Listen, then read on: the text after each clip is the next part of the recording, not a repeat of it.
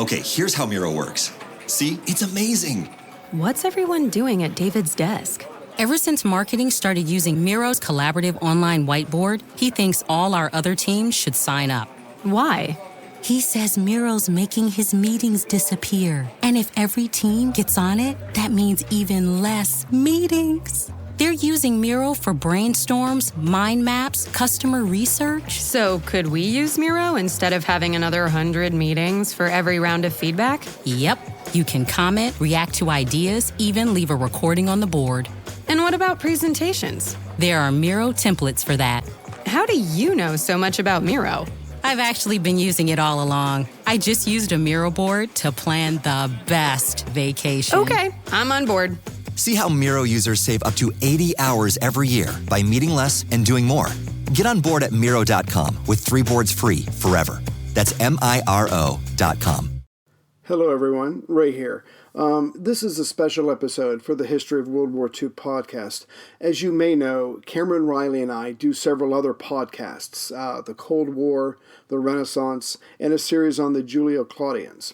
Anyway, we were lucky enough to get Andrew Roberts onto the Cold War show. He has just come out with a brilliant biography of Winston Churchill, and I just didn't want to let the opportunity pass by, so I wanted to share it with you as well. I hope you enjoy it. The book was phenomenal. I enjoyed reading it very much. And if you are curious about our other shows, you can always head over to thepodcastnetwork.com. Welcome back to the Cold War show. How are you, Ray? Great. How are you doing? I'm great. We are about to interview one of the, I guess, preeminent history writers on the planet, Andrew Roberts. His books always tend to end up on the New York Times bestseller lists, whereas most historians who write books are lucky to sell a few thousand copies. I had the pleasure of interviewing him a few years ago on my Napoleon show with David Markham when Andrew had his book out on Napoleon, and now he's got a new mega 1,000-page biography out on Winston Churchill. Now, of course, we have spent God knows how many hours talking about Churchill on this show over the last couple of years. So I thought it would be really good to get Andrew on and get his perspective on some of the issues that I have about Churchill. As you know, over the years, whilst I have a certain admiration for Churchill, I also think he was a deplorable human being in many ways. And I get the sense that Andrew is a little bit more fond of him than I am. So I thought it'd be an interesting opportunity to just ask him for his perspective on some aspects of Churchill's character that trouble me. Yeah, but one of the things I certainly enjoyed about his book was that he does kind of zoom out, give you the full picture. He has a lot of new material that hasn't been seen before. So I was very excited to read his book, and I'm very excited to talk to him. Yeah, one thing I learned from the book was that Churchill was a redhead, and I think that pretty much, as I'm married to a redhead and I have a 4-year-old redhead, it pretty much explains everything you need to know about Churchill's character. Yeah. Really. All right, here, let me dial him in and we'll have a chat. Our guest today, Andrew Roberts, has a new book out on Winston Churchill, Churchill-Walking with Destiny, that the New York Times has called the best single-volume biography of Churchill yet written. Andrew, I want to start by asking, do you believe in destiny, and do you think it was your destiny to write this book? Good question. I don't believe in destiny, no. I'm afraid I haven't got that kind of mind at all. I've got far too prosaic a mind, really, to believe that people are predestined to do anything in particular. But Churchill did, and that's the important thing. He certainly had this sense that a sense which he told people about really from the age of 16 onwards, that he had a destiny to save London and save England and ultimately the Empire too. Cam, if I could ask a follow-up question. So I find this amazing because I agree with you. I don't believe in fate or destiny, but I'm just trying to make sense of that, because here's Churchill spending most of his life believing in it, having this absolute faith in himself, in his destiny. And so I guess when he is made the leader of his country at this very dark time, does he take it in stride? I mean, was he downhearted? Was he thinking that there's a decent chance his nation is not going to make it? You know, obviously France is about to fall. Or does he just go, yep, this was a part of what I was supposed to do, and it's going to be even more dramatic because of the fact that I've taken over now and my country is in such a state? Well, on the day that he became Prime Minister, he told his bodyguard that he feared that it was too late. And that therefore he wasn't going to be able to make much of a difference. It, of course, happened on the early evening of the 10th of May 1940, which coincidentally had been the very same day that morning at dawn, Hitler had unleashed Blitzkrieg in the West, invading Holland and Belgium and Luxembourg. And so it might very well have been too late. However, 8 years later, when he was writing his war memoirs, at the end of the first volume of his war memoirs, he said, I felt as if I were walking with destiny, and that all my past life had been but a preparation for this hour and for this trial. So although he did have this, as I mentioned earlier, this very strong sense of destiny, he also felt that there was a very good chance we were going to lose.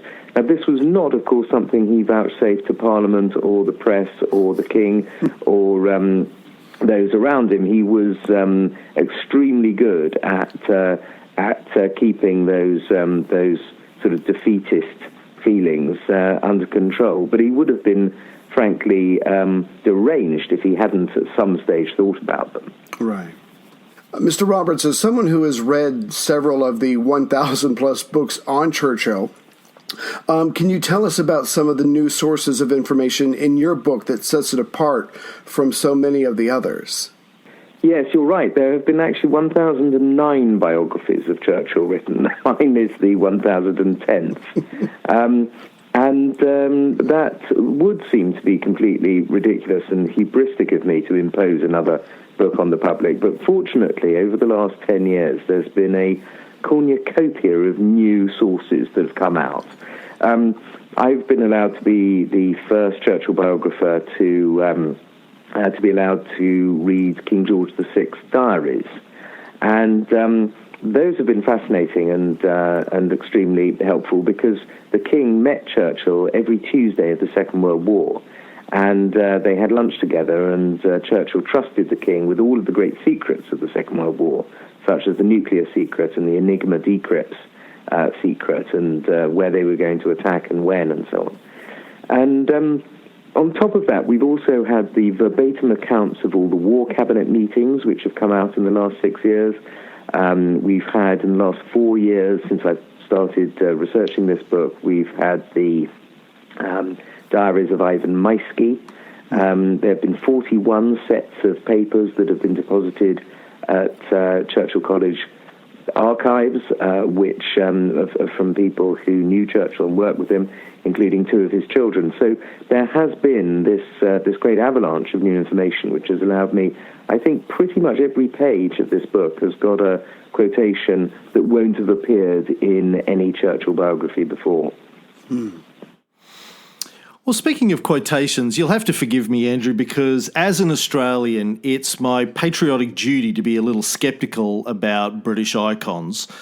Even though, as a fellow cigar enthusiast and fan of Napoleon, I'm kind of prone to want to like Churchill. But the more I've read about him over the years, and we've talked about him a lot on this show, I find it harder and harder to like him as a man. And as I'm sure you're aware, over the last decade or so, there's been a number of revisionist histories pointing out some of the darker aspects of his personality and career, like the statement of his to the Peel Commission in 1937, I do not admit I should do it in my Churchill voice, I do not admit, for instance, that a great wrong has been done to the Red Indians of America or the black people of Australia. I do not admit that a wrong has been done to these people by the fact that a stronger race, a higher grade race, a more worldly wise race, to put it that way, has come in and taken their place. Please save your applause for later. The Academy will be in touch, I'm sure. Obviously, statements like that sound pretty bad today, and I believe even some of his contemporaries thought he was pretty extreme. Stanley Baldwin was warned by cabinet colleagues not to appoint him because his views were antediluvian. Even Lord Moran, his doctor, once said Winston thinks only of the colour of their skin. But how do you think we should pass statements like that? And there's a lot of them that we have in the books from Churchill, a lot of quotes that are very harsh to modern ears. How do you think we should pass them from our perspective in the 21st century? Well, they're clearly not just in the revisionist works that you mentioned. They're in my book, too, certainly both of those ones that you've just quoted. It's very important that one shouldn't write a hagiography of Churchill. You've got to see him in the round, and you've got to see him in his own age. He was born at the same time that Charles Darwin was around. And people, unfortunately, and we know how today, how ludicrous and obscene it is to see races in terms of hierarchy, but people did in the post-Darwinian scientific world. It was considered a scientific fact. So I'm not in the slightest bit surprised that he thought that about Native Americans or the Aboriginal people of Australia. I'd have taken it entirely for granted. In fact, it would have been extraordinary if he hadn't. If I could follow that up real quick, I was watching one of your interviews, and you were saying that at the time, this belief of racial superiority was supposedly, as far as they knew, based on science, and it wasn't just out-and-out racism. They thought they were backing this up with science or with strong evidence. That's right. People like Huxley and the rest had this racial theory, which came very much from the Darwinian concept of the perfectibility of the species, as it were, things that today, as I say, we think of as an entirely disgusting concept. But you might as well ask what Oliver Cromwell thought of socialised medicine as to complain that people born in the 1870s were racist. So would you extend that same sort of logic to Hitler and his views on the Jews?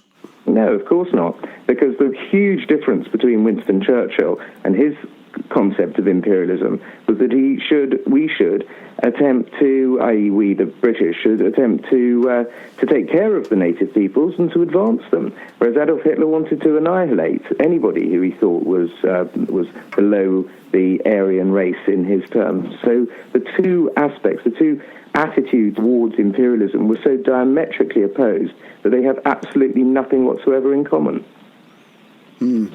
Apart from a view that non-Aryans or non-white people are somehow inferior, you're saying that they both thought that they were inferior, but what they wanted to do about that differed. Is that right? Precisely, because one had a Christian ethic and the other had an anti-Christian ethic. If I could take it in a slightly different direction. So we spent like 30 hours on this podcast discussing Yalta and Potsdam, and I wanted to get your impression about Churchill's relationship with FDR and later with Truman. When it comes to FDR, you make the point in your book that they have a lot in common. They seem to get along personally, but as far as their work, as far as their priorities from as being leaders, that seems to have been very different, and it seems to have altered their relationship as World War II goes on, because obviously they have different agendas. Does their working relationship allow their personal friendship to survive the war as it goes on? It changed very much, I think, by the October or so, certainly by the autumn of 1944. As you say, the overall views of the two men were, and their attitudes towards grand strategy were diverging to such an extent that there are over 200 more letters from Winston Churchill, letters and telegrams from Winston Churchill, to FDR than there are replies from FDR. There were disagreements over lots of serious and substantial aspects of the war at that point. You also see it, of course, at the end of that year with regard to policy towards Greece. and to a lesser extent, the occupation of Italy. And so it's a very difficult moment by the time you get to Yalta in the February of 1945, where Churchill is under no illusions that the British Empire is much the junior partner vis-a-vis the United States, not just in terms of production of material and number of men in the European fighting in the European theatre, but also, of course, economically overall. In the calendar year 1944, just to go back to the production idea, it was, the British produced 28,000 warplanes, and the Russians and Germans 40,000 warplanes each. The United States produced 98,000 warplanes, so almost as much as the rest of the world put together. And so, of course, they were therefore going to have the whip hand when it came to decisions of strategy, and they didn't like the Churchillian strategy of trying to get as far east as possible in order to forestall the Red Army coming westwards. And so they, which is quite within their rights, blocked it. I was just going to say, speaking of his relationship with FDR, I've always been fascinated by FDR's son Elliot's telling of the story between when the two men meet off of Newfoundland in 1941, where they drafted the Atlantic Charter document. And it seems like they had very different views on the future of the British Empire. Churchill, on one hand, wanted to maintain the empire. I think he said something like he didn't take the job of Prime Minister to liquidate it. Something to that effect. FDR, on the other hand, seemed to be using the liquidation of the empire as part of the bargain for the US getting involved in supporting England. How do you think Churchill dealt with the knowledge that he was going to have to take steps to dismantle the empire? Well, I think your quotation there is the apposite one. It was in November of 1942 that he said at a Mansion House speech, I did not become the King's first minister in order to preside over the liquidation of the British Empire. And he didn't, neither in his first time as Prime Minister from 1940 to 45, or subsequently, much more extraordinarily, really, because India by then had gone, in his 1951 to 55 Indian summer premiership, did he actually allow any part of the British Empire to be alienated from the Crown. So it was something that mattered to him enormously. I mean, he wasn't a Christian himself, although he accepted most of the Christian ethics, but he really was somebody who believed in the empire as almost a sort of secular religion for him. And so the dawning realization, as you mentioned, that Roosevelt certainly didn't have any warm feelings towards the empire, and why should he? He was an American. The whole point of America was that it escaped the British Empire itself. When it became clear to him by 1942-43, especially when the Americans started to make suggestions about the future governance of India and the treatment of Gandhi, who was in jail, of course, in 1942, this came as not a shock to Churchill, but as a spur, really, to him to try to keep the Americans out of the areas of the world that Britain still had influence in. And you see this very much with his Bay of Bengal strategy in 1943 and 44, where he preferred to fight Japan in areas where the British had an empire, places like Burma and Singapore, recapture Hong Kong and so on, rather than the island hopping in the Pacific, which did actually have a much more sort of straight line approach to winning the war. Sorry, Ray, speaking of India, can you talk about his feelings towards Gandhi? The impression that I get is he didn't have a lot of time for Gandhi. I think that's one of the great understatements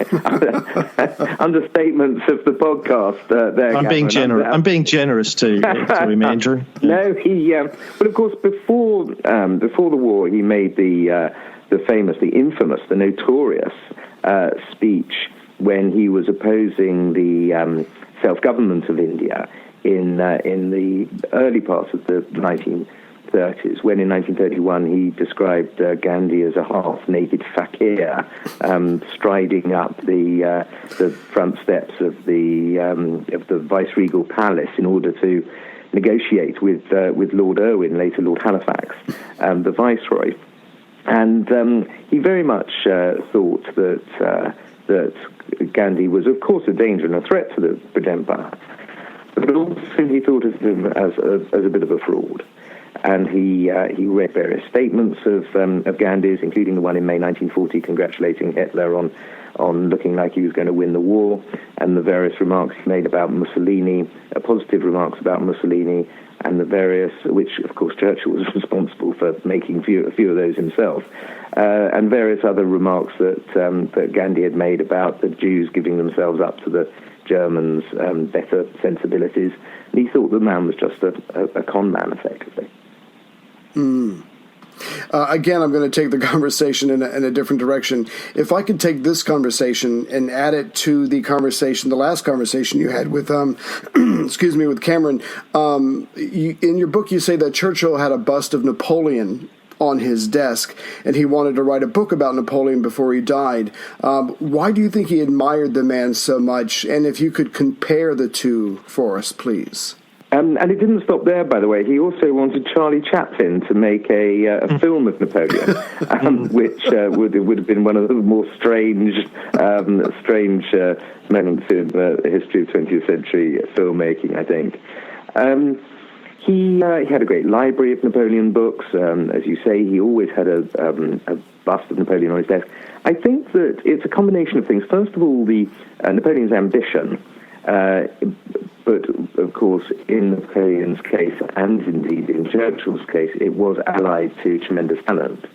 He saw Napoleon as somebody who was another man of destiny, who believed in his own destiny, his own star. And that, I think, was something else that he admired about Napoleon. What he used to say about Napoleon was that he managed to save the best bits of the French Revolution, the parts to do with meritocracy and equality, without destroying them. And we can argue, as we have done, I think, Cameron, over some hours in the past, about the extent to which Napoleon might be considered innocent or guilty of any of that. But what can't be argued is that Churchill was a huge admirer, and I think, along with Clemenceau and, to a lesser extent, David Lloyd George, certainly Pitt the Younger, and also his own great ancestor, the Duke of Marlborough, Napoleon was a role model for Churchill. I think you and I agreed far more about Napoleon than we probably would about Churchill, Andrew, from my recollection of your book. Yes, and also David. I think David was Markham also tended to have that stance. Well, I think David has a religious view of Napoleon. Perhaps a little bit akin to, I think, your view of Churchill. He certainly puts him on a pedestal. No, you see, that's completely wrong. No, absolutely not. I recognise when Churchill makes terrible mistakes, and say so, when he gets women's suffrage wrong, or the gold standard wrong, or the abdication crisis, or, of course, you as an Australian, I'm sure this was going to come up before too long, the Dardanelles catastrophe. It was my next question, indeed. There you go, absolutely. When Churchill makes these catastrophic errors, I say so in my book. This is not in any way a worshipful book. Well, let's talk about that a little bit. In fact, I think when we did a mini biography at the beginning of our Cold War podcast on Churchill, I actually gave him a little bit of a pass on the Dardanelles campaign. But I'd love to get your perspective on whether or not it was good strategy that just didn't work or bad strategy. Can you give us a quick summary on it from your perspective? I think that the overall idea was a good one. If we had got the Royal Navy through the Dardanelles, assuming that the Turks had not just evacuated Constantinople, modern-day Istanbul, and just sort of left it. I think it could have knocked the Ottoman Empire out of the Central Powers, and that would have been immensely helpful. Obviously, it would have been certainly the greatest coup of 1915. But Churchill is responsible for so many things that did go wrong. Not least, of course, after the 6 ships were sunk on the 18th of March 1915, allowing the whole thing to go onto the land, then allowing so long 5 weeks, to go by before the landings of the 25th of April, and then all the problems, of course, that followed after that, and constantly supporting extra troops going in, even though it had pretty much become clear, I think, by the late summer of 1915 that there was no hope on the Gallipoli Peninsula. So I think that Churchill is hugely to be blamed for it. And, of course, there are 157,000 Allied casualties. But what I don't think is that he was the only person who can be blamed for it, which you do tend to get in some of the more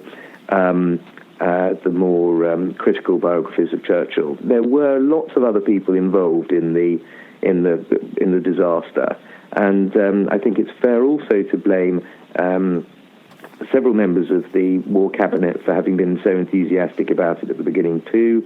Lord Kitchener for having put in the 29th Division, then taking it out, then put it back in, and then taking it out again, which was obviously very bad news. The man on the spot, both of the men on the spot, both Carden and Admiral Rebick, were badly to blame. General Stopford was pretty useless. Frankly, there's a lot of blame to push around with that campaign. I don't think Churchill should have got all of it. Maybe the lion's share, but not all of it. Fair enough. Here's a question for you. What would you do to save humanity? And how far would you go to stop someone who is getting in your way? The ancient rivalry of assassins and Templars cuts to the heart of good versus evil. But it wasn't always clear who was good and who was evil.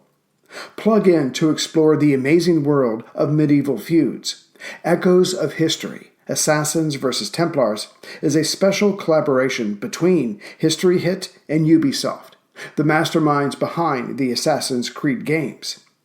Hosted by Dan Snow from History Hit and Matt Lewis from Gone Medieval, together they will take a close look at the real history of the secret societies, which inspired the Assassin's Brotherhood and the Templar Order in the Assassin's Creed games. Plus, they will bring on other premier historians as they discuss unearthing the myths of the Grail and who really was the inspiration for the main characters in the game.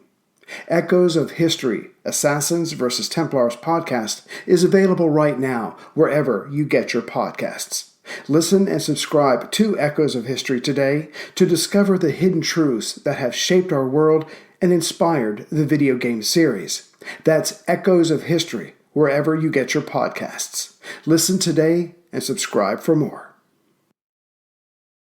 Well, since we're on the topic of mistakes that Churchill made, one, I would certainly like to get you to expand on that about how he did seem to remember mistakes that he made. But if I could bring up another one, the Bengal famine of 1943, he said some pretty harsh things about Gandhi, about the Indians at the time. But you do make the point of giving a much wider, broader picture of the famine and that it wasn't just all about Churchill. Could you talk about those two things, please? Well, yes, it was a huge typhoon that hit the Bengal coast in October 1942, which destroyed the rice crop. This had, of course, happened before in history, but before they were able to use rice grown elsewhere, in places like Thailand and Burma and Malaya, which, of course, were all under Japanese occupation by then. So, and you also had Japanese submarines in the Bay of Bengal, and you also had, actually, in 1942, you had Japanese ships shelling eastern Indian harbours. So, it's one of the problems, I think, with the way in which the Bengal famine has been written about by some scholars who are highly critical of Churchill, is they sort of take out the whole sort of Second World War aspect of it, as though they treat it almost as though it were a domestic Indian issue of peacetime, which it most certainly wasn't. You also have lots of other problems all coming at the same time with regard to the internal movement of grain anywhere near the parts of Bengal that were most hit by the famine, not least because the cyclone, as well as destroying the rice crop, also destroyed the railways and roads that you could get famine in. Churchill did ask for help from the Americans, Canadians, and Australians. The Australians were tremendously generous. I think over 150,000 tons of food were delivered. But it was a hellish situation. And what I don't accept is that because Churchill made these appalling, to our modern ears, outrageous politically incorrect remarks about how he disliked Indians, that therefore he wanted 3.5 million of them to die. And that just doesn't compute in my sense of the man. Okay. Relief would do no good. Indians breed like rabbits and will outstrip any available food supply. Statements like that, which sound horrendous. They do, and yet they're made in the same. When you go to the cabinet minutes, they're made in the same meetings. And these are to the Secretary of State for India, Leo Amery, who he twits and is constantly sort of teasing in an unpleasant way. As also when you look at the actual conclusions of the cabinet, he then is writing to FDR asking for grain for India. Mm-hmm. You have to put what he says against what he does, and that's not just the case with the Indian famine. Of course, there are plenty of times in his career when he says one thing and does another. I think we might be getting onto it later, but his whole attitude towards Europe after the Second World War is another case in point of that. Just speaking of Amery, the Secretary of State to India, I got a quote from him where he said, "On the subject of India, I didn't see much difference between Churchill's outlook and Hitler's." Yeah, right, a completely outrageous remark to make, considering what Hitler was actually deliberately doing in Europe at the time, and what Churchill was at least attempting to avoid in India at the time. You have to factor this in with a long, angry, ill-tempered, almost half a lifetime of battles between Leo Amery and Winston Churchill. Amery, of course, the great leader of the Imperial Federation movement in the 1920s, and Churchill, the great leader of the free trade movement, had crossed swords ever since they were at Harrow together, and Churchill pushed Amery into the swimming pool. They were not friends by any means. Right, long-standing rivalries. Ray and I have a relationship like that, in fact, as our listeners know. As someone of Irish descent, although quite a little bit removed as a Reilly, I want to talk about his earlier career as colonial secretary in the 1920s, when he unleashed the black and tan thugs on Ireland's Catholic civilians who were fighting for their independence. He said things about the Irish like crush them with iron and unstinted force, or try to give them what they want. He didn't have much time for the Irish as well as some of the non-white races. Can you talk about his attitudes towards my countrymen? I disagree with you about Irish people in general. I think he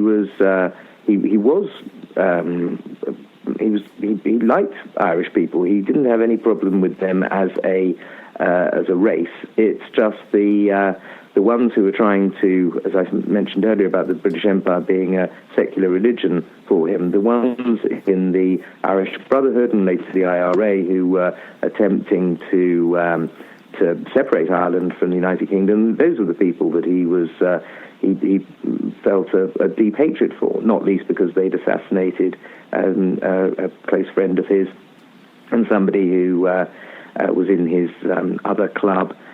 He was a man who held these battles to be winnable. And in that, he was completely wrong. There was simply no way after the First World War that we were going to be able to keep Ireland in the Commonwealth and Empire in the same way that Churchill wanted to have happen.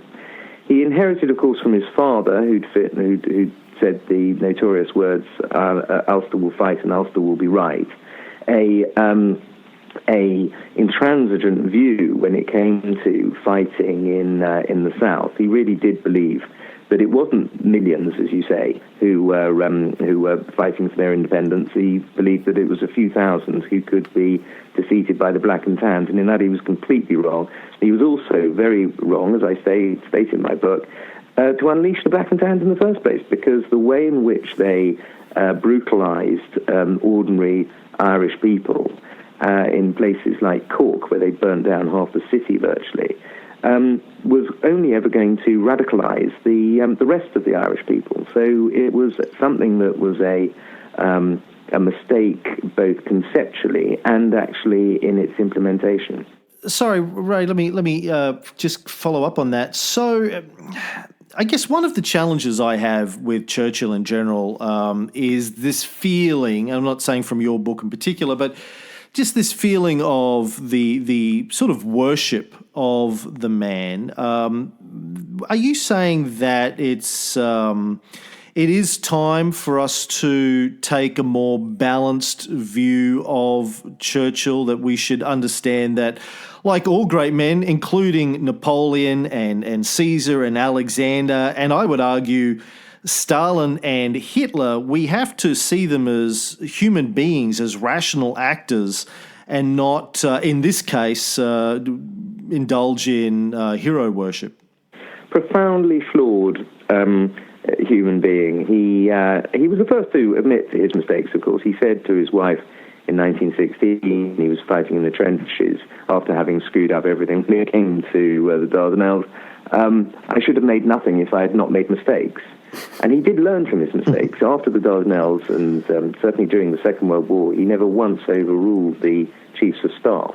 And that's a proper attempt to learn from an error. And he learned from plenty of other errors too. But, he was a profoundly flawed man. But when it came to the three really important decisions that any politician had to take in the 20th century, about what to do with about Prussian imperialism, then Nazi aggression, and then the Soviet Union. In each of those cases, he got it right, and he, in two of the cases, actually got it right before anybody else, and almost without anybody else agreeing. So it was overall, I think it was a tremendously impressive act of foresight on these three big occasions that saves his reputation and makes him a great force for good in the world. But, sorry, Ray, I'm going to interject again, but let's talk about his attitude towards the Bolsheviks and socialism in general, if we can. My recollection is that he was anti-socialism from the very get-go, like after the revolution in 1917, pretty much straight off the bat.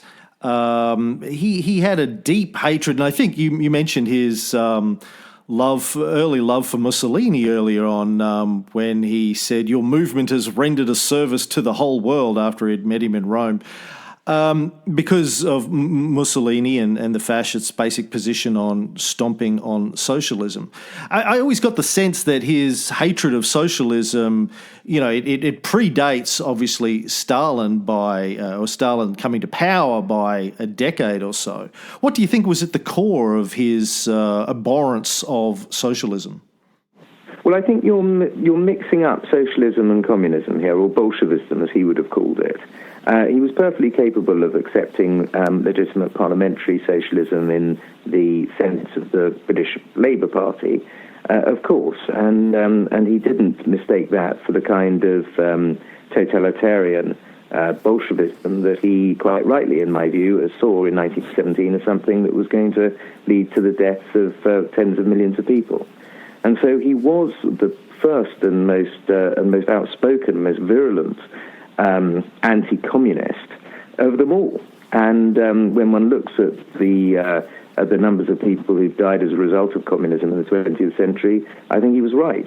It would have been great if he'd been able to strangle Bolshevism in its cradle, as he put it, but it was completely impossible. No amount of British soldiers who didn't want to go and fight in Russia anyway after the First World War for obvious reasons would have been able to have prevented the horrors of Lenin and Trotsky, which predated, as you say, by at least a decade, the horrors of Stalin. And so I think overall his assumptions to do with Russia tended to be right. The big problem, of course, with him and Russia is that he changed his mind at least 5 times. He was very anti, as you mentioned earlier, the Bolshevik Revolution. Then immediately in 1941 he changed his mind and became pro-Russian, and he actually brought in an alliance with Russia without even consulting the cabinet. Then in 1946, with the Iron Curtain speech, he became very anti-Russian. Then in 1949, once the Russians had exploded their nuclear bomb, he became very dovish. He was constantly changing his mind, but I would argue each time with national interest at the back of his mind, rather than any kind of sense of doing it for his own short-term political gain. Based on the true story that shocked the world. Critics are calling A Spy Among Friends on MGM Plus a thrilling new Cold War drama. Treason. That's what I'm accusing you of. With spellbinding performances. I am not a traitor! Starring Emmy Award winners Damian Lewis and Guy Pearce. You're trying to get me killed. Give me one reason why not. Are you lonesome? A Spy Among Friends. Watch now, only on MGM Plus. I seem to recall that during his election campaigning in 1945, he made some speeches where he compared the Labour Party to the Bolsheviks. But I don't have my notes for that in front of me. I remember he said some pretty harsh things. So this isn't working, I'm afraid. I'm not... Mr. Roberts, just to let you know, I think we all agree that it's preferable that you can hear the American and not the Australian. I think that's probably best. No, well, my book at the moment is number 7 on the New York Times bestseller list. Okay. So I don't know whereabouts it is on the Australian. I wouldn't imagine it's anywhere near there. Okay, well, that supports my claim. Because I would be remiss, because I have a separate show on the history of World War II, one of my most favorite parts of your book, in a very ironic way, was Churchill's warnings in the 1930s. I mean, you make a very good point because of his pro-Jewish stance, because he had seen radicalism before. If you could just spend a couple of minutes and talk us through the 1930s, I mean, it must have been absolutely frustrating for this man to be sounding the bells of alarm and no one is taking him seriously. Well, that's right. Partly, of course, it was self-inflicted because he had, on many occasions, really made so many errors of judgment, as we were discussing earlier, that people did think of him as being a warmonger, and they did think of him as having bad judgment. And therefore, why should they listen to him when it came to his warnings about Hitler and the Nazis? It was a bit like the boy who cried wolf. However, in Hitler's case, there really was a wolf, and so you're right. He was tremendously frustrated about the way in which his warnings weren't listened to. Not least because he was able to back them up with intelligence reports that were leaked to him about the size of the Luftwaffe and the way in which Germany was rearming. And so the way I think that he was able to be the first person, and for a long time the only person, who warned against Hitler and the Nazis, was in part because of what you mentioned, his philo-Semitism. He had an early warning system when it came to Hitler and the Nazis that was denied to many of the anti-Semitic people of his race and class and background and age on the backbenches of the Conservative Party, and indeed of every party in the House of Commons. Mm-hmm. You also had this very much sense of him seeing Hitler in his as part of the historical continuum of hegemonic threats to the European continent, and so he did see him as being a danger in the same way that Philip II of Spain had been a danger, and Louis XIV had been a danger, of course, the person who had been stymied by his own great ancestor, the Duke of Marlborough, in the wars of Spanish succession. And then Napoleon, who he admired, but did also see as a great danger and a threat to Britain. And, of course, the Kaiser. And he had fought in the trenches himself, gone into no man's land 30 times, commanded a battalion. So he didn't need any warnings about that either. And so he saw Hitler, therefore, in the great sort of panoply of threats to Britain. And he was shocked, really, and surprised that nobody else was willing to see him like that as well. And Cam, I'm just going to ask another question real quick. I know we're getting near the end here, but just in general, not that I'm trying to wrap things up, but just in general, one question is, why are we still talking about Churchill? Was it because he was a great speaker, a great writer, because he represents fighting against incredible odds? He was a light of hope in a very dark time for Western civilization or world history. What is it about this man that just seems to either fire the imagination in a good or bad way? Because like you were saying earlier, he certainly does have his detractors, and he certainly made mistakes and was honest about it. But what is it about this man that just seems to, it's something that we just can't let go, that we don't want to let go? Well, I think you've mentioned 5 jolly good reasons there already, but there are a few more others as well. I think that however much we are told not to believe in heroes, and the education system tells us not to, and the determinists and Whigs and Marxist historians tell us not to, nonetheless, there is part of the human condition that still believes that there are exceptional people. And Winston Churchill, I think, is generally accepted to have been one of them. That's another reason we're interested. The second one is the way in which his extraordinary physical courage was allied to a moral courage as well, in that he did carry on. We were talking about the 30 just now. He did carry on saying these unacceptable things again and again, and didn't really care what opinion polls said or what anybody else said, really. He never used any focus groups. He never used any spin doctors. He always dictated his own speeches. So you knew that they came from him. And there was a moral courage, I think, therefore, that is something that is not going to date. We need that in our statesmen just as much today as we ever did in the early part of the 20th century. So I feel that there are all sorts of things. We haven't even mentioned his extraordinary sense of humour. He's an incredibly funny man, very witty man, and that also is, of course, something that it's nice to see in historical characters, and certainly in biographies, because you can have a good laugh on top of everything else. So I think you have these various things that all come together, including, of course, this sense of destiny of his, which we've said at the beginning that we don't believe in for ourselves, but he certainly believed in for him. And we can't escape the fact that 50 years after he said he was going to save London, save the country, he did. And so, the last laugh's on him, really, as it were. Right. So you mentioned the moral courage, and his bon mots, if you like, are full of examples of intolerance, vulgarity, chauvinism, narcissism, prejudice. In many ways, he reminds me of Donald Trump, but then he has the intelligence and the wit and the sense of humour and the gravitas that maybe Trump doesn't get credit for. But how do you think he would get along with somebody like Trump, and how do you think Trump will be remembered 50 years from now?